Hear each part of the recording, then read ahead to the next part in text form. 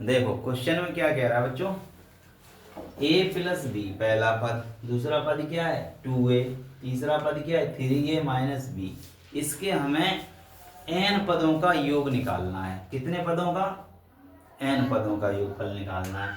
तो हमें सूत्र बताया गया है Sn बराबर क्या होता है n/2 2a plus n minus 1 into D. तो हमें क्या चाहिए, पहला पद। पहला पद क्या होता है a का मान यहाँ पर क्या है a प्लस बी है। और हमें क्या चाहिए होता है डी क्या होगा, दूसरा पद माइनस पहला पद, यानी कि 2a माइनस ए प्लस बी होगा। तो जब ये माइनस अंदर जाएगा तो माइनस का ए माइनस का बी हो जाएगा। ठीक है, ऐसे 2a माइनस क्या होगा a प्लस बी होगा। ठीक है, अब इसको देखो सॉल्व करें तो क्या होगा 2a माइनस अंदर माइनस ए माइनस अंदर माइनस बी होगा। यही मैंने पहले लिख दिया था। अब देखो डी का मान क्या निकला, 2a में से a माइनस करेंगे a और माइनस का b, डी का मान निकला a माइनस b। अब हमारे सामने योगफल का सूत्र क्या है, योगफल बराबर क्या होता है Sn बराबर n/2 2a plus n minus 1 into D. ये फॉर्मूला आपको याद होना चाहिए। ठीक है, जब आपको ये फॉर्मूला याद होगा तो आप सॉल्व कर लेंगे। कितने पदों का बोल रहा है, n पदों का बोल रहा है। ठीक है, तो Sn की जगह तो n रहेगा। अगर 20 पदों का बोलता तो n की जगह कितना होता 20 होता। लेकिन यहाँ पर n की जगह क्या है n, मान रखो n/2 2, और ये a की जगह ये वाला मान रखेंगे a प्लस बी वाला, है ना 2a प्लस बी प्लस ये क्या रहेगा, ये तो सेम लिखो n माइनस 1, और d की जगह कितना लिखेंगे a माइनस बी। अब इसको हम लोग सॉल्व करेंगे। तो Sn बराबर n/2, है ना, 2 का अंदर गुणा करो 2a, 2 का b में करो 2b। ठीक है, प्लस a का n में करो an, a का माइनस 1 में माइनस a, b का n में माइनस का bn, क्योंकि यहाँ माइनस है, और b का माइनस 1 में तो माइनस माइनस प्लस b। ठीक है, ये होगा गुणा करने पर। फिर से देखो Sn बराबर n/2 2a माइनस का ये कर दो, ये वाला माइनस इसमें कर दो, क्या बचा a बचेगा, 2b ये है और ये b है, तो कितने हो गए 3b हो गए, क्योंकि 2b प्लस का और प्लस का b, तो 2b और b कितने हो गए 3b, और यहाँ क्या बचा an, और ये तो खत्म हो चुका, और क्या बचा bn, ये बचा। ठीक है, तो ये आपका आंसर हो जाएगा n पदों का योगफल का। अब एक और क्वेश्चन देखो, यहाँ पे क्या है 7 प्लस 10 सही 1/2 प्लस 14 प्लस डॉट डॉट 84। इसमें आखिरी पद कौन सा है 84, और आखिरी पद यानी कि अंतिम पद क्या होता है l। तो l का मान कितना है 84। यहाँ ये नहीं कह रहा कि 84 पदों का, यहाँ लास्ट में 84 लिखा है, तो ये किसका मान है l का। अगर यहाँ कहता 84 पदों तक तो वो किसका मान होता n का। ध्यान रखना यहाँ पर। तो ये क्या हो जाएगा, a का मान यहाँ पे देखो 7, d का मान क्या होगा 10 सही 1/2 माइनस क्या करेंगे 7। तो इसको थोड़ा सॉल्व करेंगे, क्या हो जाएगा 2 का 10 में गुणा, 10 दूनी 20 और 1 21/2 माइनस 7, यही तो होगा। बट्टे में 1 ले लो, लासा कितना आया, ये 2 और 1 का लासा 2, 2 का भाग करेंगे तो 21 ही रहेगा। यहाँ पर 2 एकम 2, 1 का गुणा 21 में 21 माइनस माइनस लगाओ, 1 का भाग करो 2 में 2, 2 का गुणा 7 में कितना 14, कितना आएगा 14 आएगा।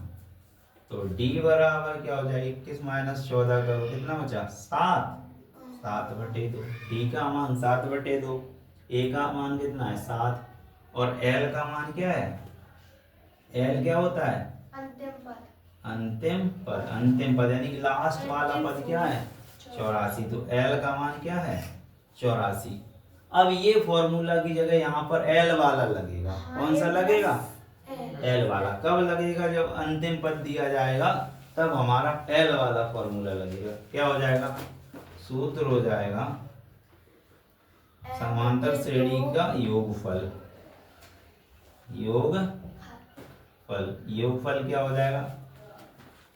एस एन बराबर एन बटे 2 ए प्लस एल। यही होता है। तो फॉर्मूला याद होना चाहिए, कौन सा फॉर्मूला कब और कहाँ लगेगा। अब देखो कितने पदों का है पता नहीं है, ये तो 84 की जगह तो एल रखेंगे, रख दो। ठीक है, तो एस एन बराबर एन बटे 2 ए का मान कितना है? 7 लिख दो, प्लस एल की जगह कितना? 84 लिख दो। ठीक है, तो एस एन बराबर एन बटे 2 और 7 और 84 जोड़ दो, कितना हो गया? 91 हो गया। अभी यहाँ पर क्या है? अभी यहाँ पे n का मान और पता करना पड़ेगा, तो इसको मानेंगे समीकरण 1। n का मान कैसे पता चलेगा? ये आखिरी पद क्या है? 84 है, तो इसे हम an लिख सकते हैं। क्या लिख सकते हैं? l का फॉर्मूला होता है जो an का होता है, l बराबर an, या an का क्या होता है? a plus n minus 1 into D. ये कितना है? 84 है। l का ही मान तो है। जो l का सूत्र होता है वही an का सूत्र होता है। मान रखो, a का मान 7, n माइनस 1 इंटू डी का मान 7/2 बराबर 84। हल करेंगे, 7 उधर जाएगा तो यहाँ क्या बचेगा? n माइनस 1 गुणा 7/2 बराबर 84। 7 उधर गया, माइनस का कितना बचा? 14 में से 7 गए 7 और यहाँ बचा 7। तो n माइनस 1 बराबर n माइनस 1 7/2 बराबर कितना आया? 77 आया। अब देखो यहाँ पे सॉल्व करेंगे, क्या हो जाएगा? n माइनस 1 बराबर क्या है? 77। 2 ये बटे में है, ये कहाँ जाएगा? गुणा में। 7 ये ऊपर है, कहाँ जाएगा? बटे में। तो ये 2 जाएगा गुणा में और 7 जाएगा बटे में। 7 से 77 घट जाएगा। 7 एकम 7, 7 एकम 7 गुणा 2। तो n माइनस 1 बराबर 11 गुणा 2, यानी कि 11 दूनी 22। तो 1 उधर जाएगा, क्या बनेगा? 23। n बराबर 22 और 1 उधर गया प्लस 1, तो n का मान कितना आया? 23। n का मान जब 23 आया वो यहाँ रखेंगे तब हमें आंसर पता चलेगा। तो अब n की जगह कितना लिखना है?